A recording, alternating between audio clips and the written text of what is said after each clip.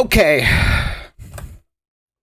So here we go with our next coverage. It's a couple updates on our fave, Donnie J. Trump. Okay? Donnie J. Trump made some boo-boos again. And it looks like he doxed Obama's address and people showed up at his house. I haven't watched any of these news stories yet. So let's just dive into this. Let's see what's going on.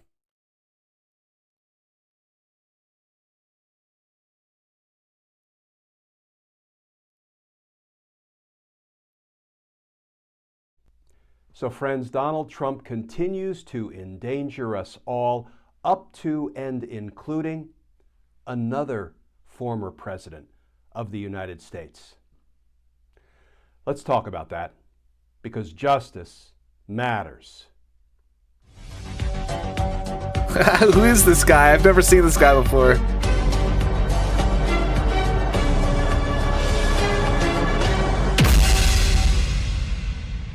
Whoa. Hey all, Glenn Kirshner here.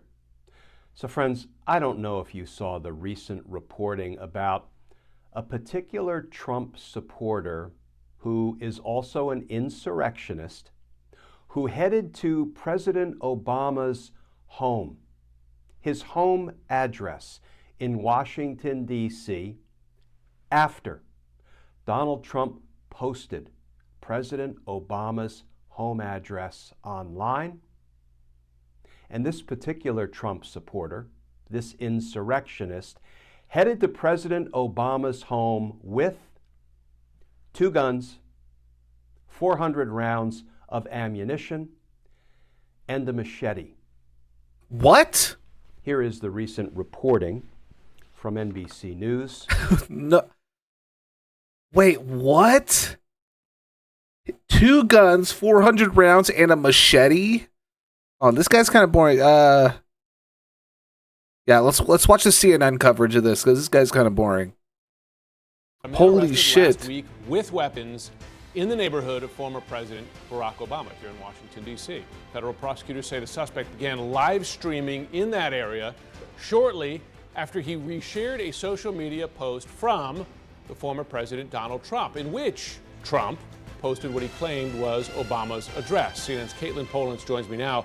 Caitlin, What? So did the former president share something close to the Obama's address? He purportedly shared an address that put this man inside the perimeter where the Secret Service was protecting, in a neighborhood in Washington, D.C., where the Obamas currently live. So within a few blocks, in other words? It appears to be in the neighborhood itself, according to the court documents. But what's so concerning about this is that wasn't when this guy got on the radar of investigators or federal protection, the FBI. They had been monitoring him because he participated in January 6th, allegedly. There are videos of him. He was posting on YouTube about being an insurrectionist, and then had a series of live streams in the month of June where he's talking about January 6th, his participation, as well as saying threatening things, like he wanted to blow up his car outside of a federal building the day before he goes to this neighborhood in Washington, D.C. What the fuck? Wait, Donald Trump just fully doxed Barack Obama? I want to see this post. I mean, obviously it would have to be edited so that it didn't show the address.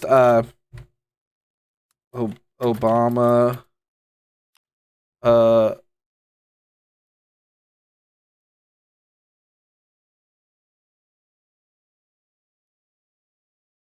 He posted. Oh my god. This is fucking crazy. Okay,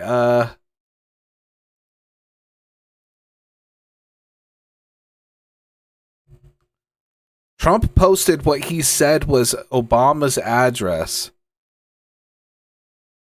Oh my god. Okay, let's keep watching. Let's keep watching.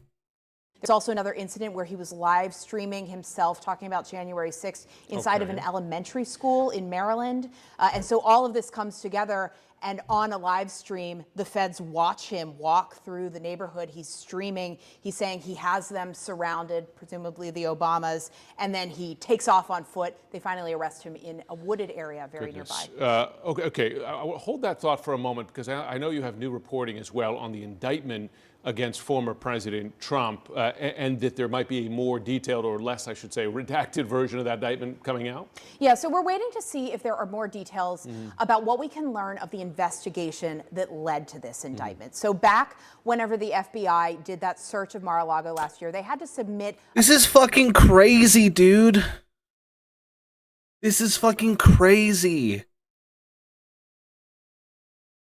If it was anybody else that posted someone's address online maliciously and somebody with guns showed up there, they'd be fucking arrested, dude. You can't do that. That's illegal. What the fuck? Bro, a guy with multiple guns and a machete showed up at Obama's house. What the fuck? This is so... It's so weird because, like they're reporting on it and stuff, but it feels so numb. Like, it's not a big deal, like, at first. And then when you start thinking about it, you're like, yeah, that's fucking crazy. That's not normal. That's crazy. But it's like, the present that we live in is so fucked up that seems normal almost.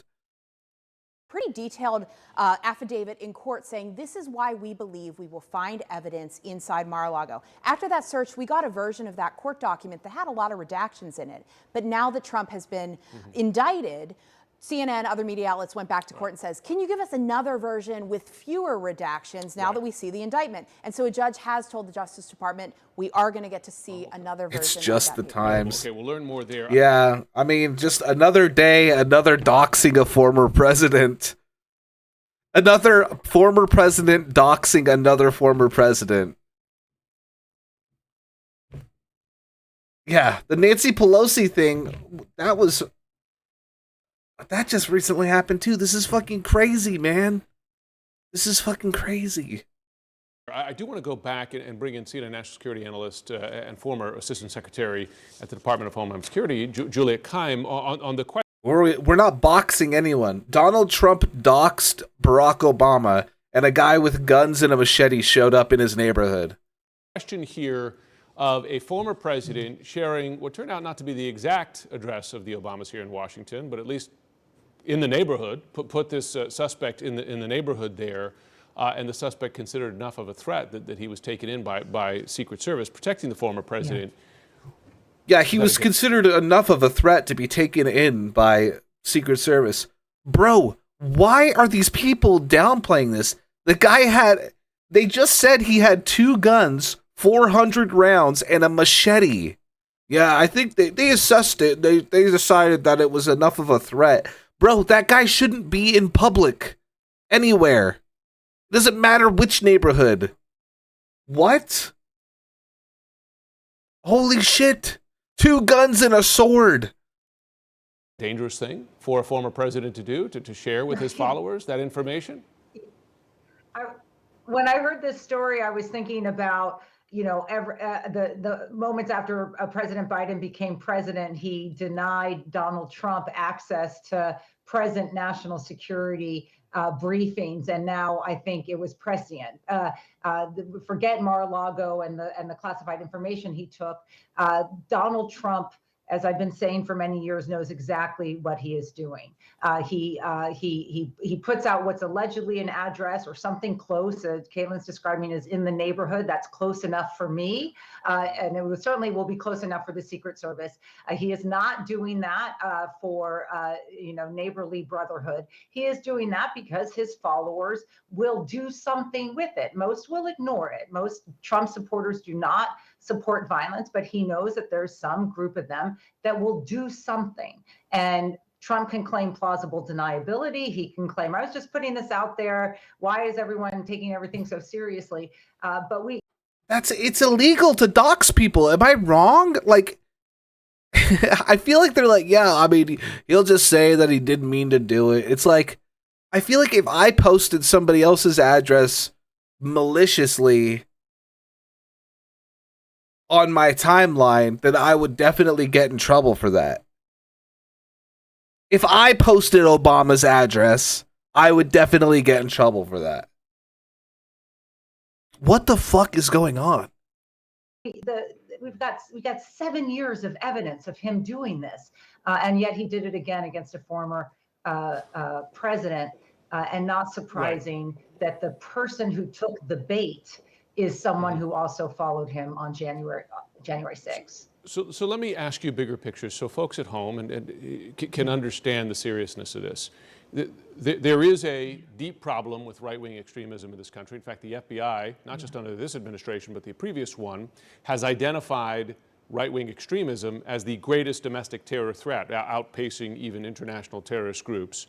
So you have a former president sharing information that someone in one of those groups might then use. If you were looking at this from your former perch at the Department of Homeland Security, would you consider that person, in this case the former president, as aiding and abetting a threat by doing that?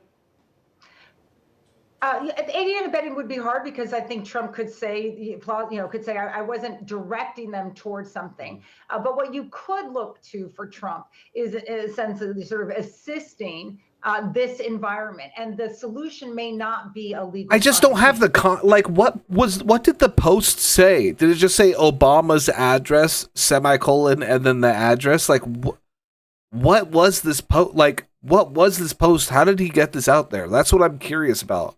I don't have it.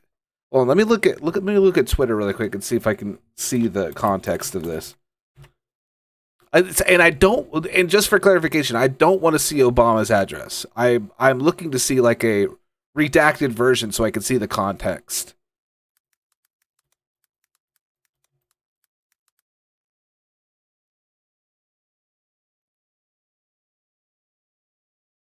Have a good night, Redac. It was good seeing you, buddy. We'll talk to you soon, okay?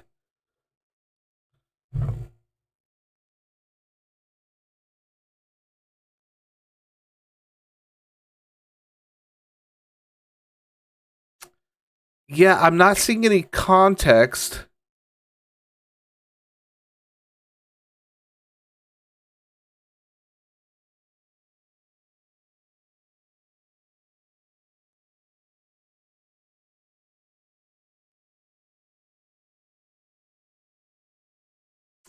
Yeah, I'm not seeing any context. I'm just seeing a lot of people not really talking about it, which is pretty crazy to me because, holy shit. That's different than, say, January 6th, where there might be evidence of sort of a direct involvement with the violence. In this case, what it takes from a sort of counterterrorism perspective, because I view this in that lens, that you have someone who's inciting violence against democratic institutions and against our democracy.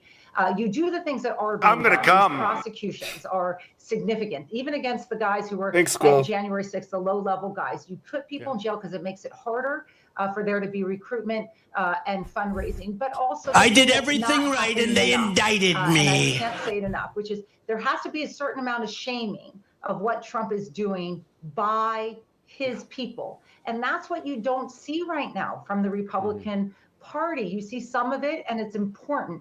That will go very far to say, as we've seen in other instances where a party basically abandons a president, that this is not this is not reflective of who we are. And unfortunately, we're not seeing that enough. Right. And what you're expecting Donald Trump's base to hold him accountable for doing stupid things?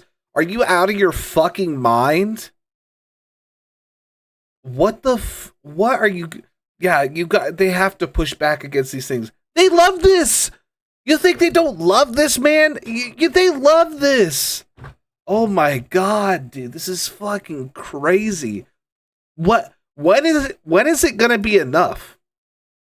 When is it going to be enough? Do they need the guy to actually succeed in murdering Barack Obama in order for it to be enough for them to be like, whoa, we can't have you doing that. Yeah, you cannot be quenched. It's fucking crazy, dude. I mean, he's going to keep doing shit like that. Somebody's going to get hurt. We already saw people get hurt. January 6th happened. They're just letting him do shit like that more? I don't really get it.